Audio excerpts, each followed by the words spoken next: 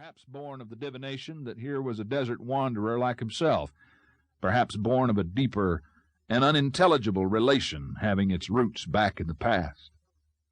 A long-forgotten sensation stirred in Cameron's breast, one so long forgotten that he could not recognize it. But it was akin to pain. 2. When he awakened, he found, to his surprise, that his companion had departed. A trail in the sand led off to the north. There was no water in that direction. Cameron shrugged his shoulders, and it was not his affair. He had his own problems, and straightway he forgot his strange visitor. Cameron began his day grateful for the solitude that was now unbroken, for the canyon-furrowed and cactus-spired scene that now showed no sign of life. He traveled southwest, never straying far from the dry stream-bed, and in a desultory way, without eagerness, he hunted for signs of gold. The work was toilsome, yet the periods of rest in which he indulged were not taken because of fatigue. He rested to look, to listen, to feel. What the vast, silent world meant to him had always been a mystical thing, which he felt in all its incalculable power, but never understood. That day, while it was yet light, and he was digging in a moist, white-bordered wash for water, he was brought sharply up by hearing the crack of hard hoofs on stone. There, down the canyon, came a man and a burro. Cameron recognized them. "Hello, friend," called the man, halting. "Our trail's crossed again. That's good." "Hello," replied Cameron slowly.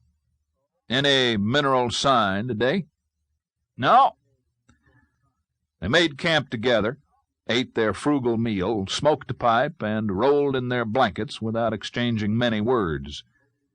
In the morning the same reticence, the same aloofness characterized the manner of both. But Cameron's companion, when he had packed his burro and was ready to start, faced about and said, "We might stay together if it's all right with you." "I never take a partner," replied Cameron.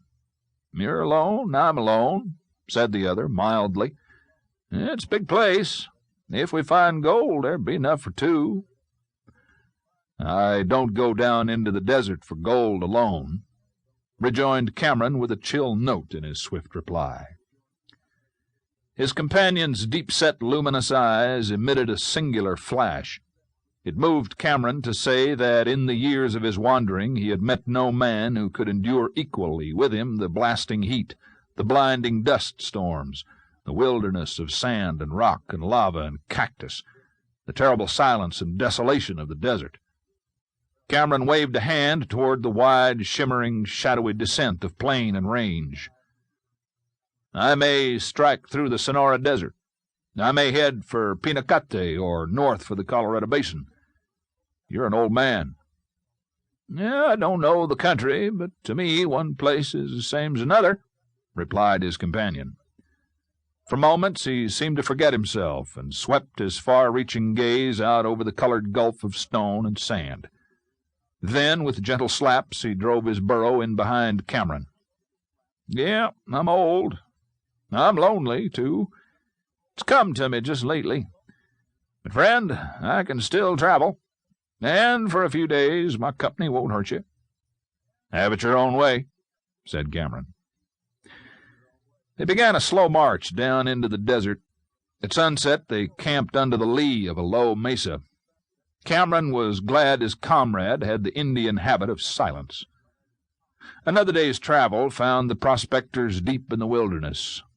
Then there came a breaking of reserve, noticeable in the elder man, almost imperceptibly gradual in Cameron.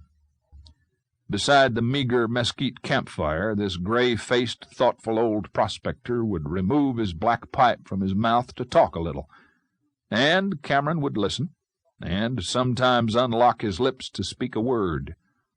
And so, as Cameron began to respond to the influence of a desert less lonely than habitual, he began to take keener note of his comrade, and found him different from any other he had ever encountered in the wilderness.